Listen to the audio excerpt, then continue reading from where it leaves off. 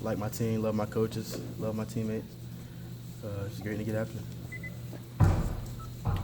Experience-wise, still waiting to get out there a lot more. But what have you noticed about yourself, just through the first 3 weeks of the season? I mean, getting out there, I just got to play my role, as a freshman, contributing on special teams. How you see, every week we show something on special teams, block punts, block field goals. So, we take pride in special teams. So, as of right now, I'm just playing my role. Who's been the biggest help in learning the system at linebacker? Yeah, probably most likely it'd be Mike McCray, Ben Gideon. They help a lot. Just any little questions I have on the side, they help me out. They've been there for me.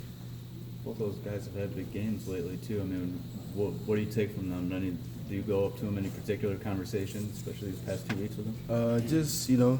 I remember the first game I asked Mike. It was his first game too as well. But him being older than me, him being at a game before, I asked him, how you feel when you go out there. What it feel like. He was just telling me, keep calm and keep cool, and everything we practice that week, just apply it to the game. What kind of leader has Ben Gideon among the linebackers? Ben's more as a present leader. Ben doesn't really have to say much. He doesn't really say much, but when he does, you hear his voice. You make action, and you just follow him. Even when you aren't on the field extensively at linebacker, what can you learn from the film room during the week after watching the games? Just any small mess ups, small errors, that I haven't made, but watching Mike or Ben, just not having to mess up on those in practice. Just learn the system. How did it help you to go through the spring practice, and then how were you able to use that to help some of the freshmen that were coming in late?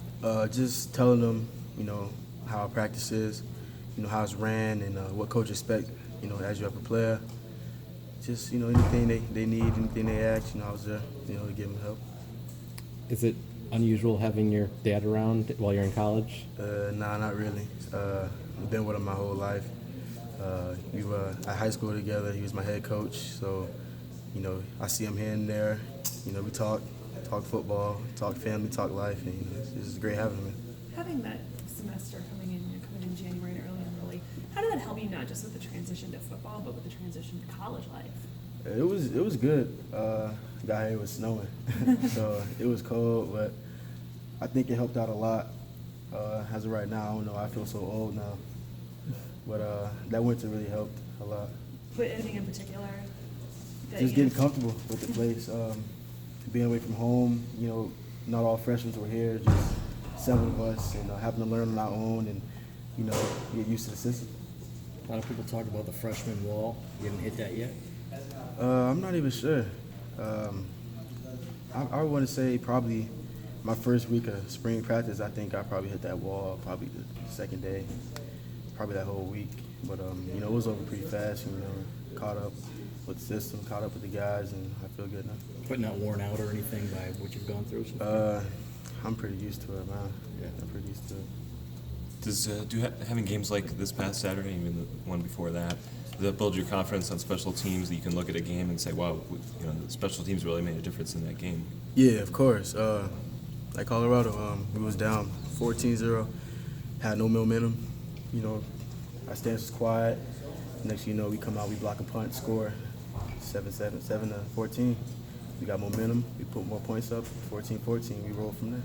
What have the older players been telling you about the difference between non-conference and Big Ten play? I didn't really hear much, but just looking at it now, it's just more serious. We ranked 4 in the country in the playoff thing, and as of right now, we in a conference game, so we have to win it. Treat every game like it's a big game. Being at number 4, how much value does your team put in the rankings? We check it, but it's a priority. But I don't think it's something we really drool over. I don't really think we pay that much attention to it where it becomes a distraction for us. I mean, we just take every game how it is and every preparation how it is. What's one area where you think you've gotten a whole lot better through being here early and being here the last, 8 months? I probably want to say, I want to say run and pass on the field. Now run fits. I really got a clue of how to take on a block, how to get off blocks. Pass rushing as well. My pass rushing got 10 times better. I just feel good out there. What's Devin Gill doing? Gil's doing all right. Gil's coming along. He's giving our guys a great scout look right now. I think Gil's going to be a real good player.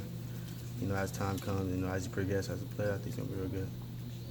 What's the talk like right now with the freshmen? Because you know we saw week 1 with Chris, and then we've seen I think Kakoa, Eddie McDoom. I mean, several freshmen making impact plays. What's been the discussion like with you guys? Funny thing is, like, we already knew, you know, what they were capable of. So whatever they did, you know, we was like, yeah, we knew they was gonna do that. That's no surprise to us. So as of right now, it's just, you know, getting all the freshmen, you know, to pick it up, you know, to start contributing more, you know, taking it more seriously, you know, get ready for, you know, next year or when their time comes, you know, anything can happen on the field. Given the depth situation at linebacker, are you ready if, you know, McCray went down to be that guy it's handed to? Yeah, I think I'm ready. You know, I treat every game as if I'm starting. You know, I study like I'm starting. I practice like, you know, I have to start. But if Mike were to go down, I think I'll be all right. You said you came up here and there was snow. Had you been exposed to much of that before? It was, I remember the first day of class, I only came out, you know, with a long sleeve shirt. Had to go back and change that, but I like 6 more shirts. Time for a couple more questions. Because on that weather note, I mean, people in Michigan, you'll see shorts and T-shirt in like 45-degree weather. I mean, it's kind of a little bit different than what you were used to, right? Yeah. Florida, I mean, I wear sweatpants and long sleeve all day, every day. is it really that big? Is it really that big of a difference? I mean, the weather thing, can it be something that you get used to within, you know, one school year? Yeah, that semester helped a lot. I got used to it pretty fast. It doesn't really bother you. I mean, you're not in it that much. I mean, you walk to class, probably take like 5 minutes, and you're out of the snow.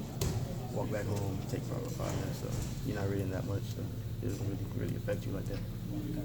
Pretty clear that Chris Partridge and Jay are high on the special teams and doing some pretty unique things. These things that you've never seen before, and pretty innovative guys. I didn't know special teams was this serious until Coach Jay and Coach Partridge started talking to us in meetings. I'm like, it's like a whole other playbook.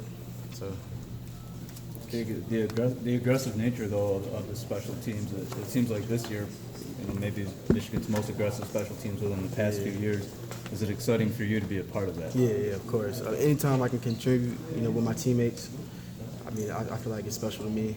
It's an experience I'll never forget. You know, I think we have a great special teams. How much have you guys talked about, you know, the blocks, the alterations, the disruptions of the ball? Every day. That's an everyday conversation. You know, no matter what meeting we in, offense, defense, special teams, on the field, practice, walkthroughs, that's always, you know, the discussion, what we're going to do in special teams this week. Devin, you mentioned, you know, playing your dad's up here, obviously. What's that like? I mean, not every player gets that experience having his dad, and he came with you, pretty much. It's helpful. Motivation. You know, he's there whenever I need him. Anytime I need to talk, you know, something's bothering me, something's on my mind, you know, he's always there to, you know, talk in person. You know, just to get that feeling of him being here, you know, I feel like, you know, I have something I always can lean on. Does he do you guys go over break down film, anything like that? What's the post game? When do you separate being just a father son time and coach and son time? Whenever. I mean, depending on what we're talking about, somewhere it always leads to football though. So we'll talk about life. We'll talk about, you know, what's going on in the classroom, how he's feeling, how I'm feeling. And eventually, you know, just take over talking to football. Was there an instance this year where he pulled you aside and was like, "Hey, I saw you do this, do that"? You know, was there any example of that? You know, you know, I remember one time we was doing 707. I missed the drop, and you know, he came to me, you know, like, "Yo, let's do that. Why'd you do that? You know, you knew this." And you know, he trying to help me from any mistakes I made that I didn't know I made, or already knew I made, but just make sure I really know it. And what's sort of the feedback you're hearing from your teammates? Obviously, he's your dad, but he's also their coach as well. Yeah, I mean, everybody, I've got good feedback. You know, oh, your dad's cool, he's this, you know, he gets well along with the players. And I'm just like, yeah, that's him. Do they sort of know what he's done and where he's been and stuff like that? I think everybody knows his resume. So I think everybody's cool about that.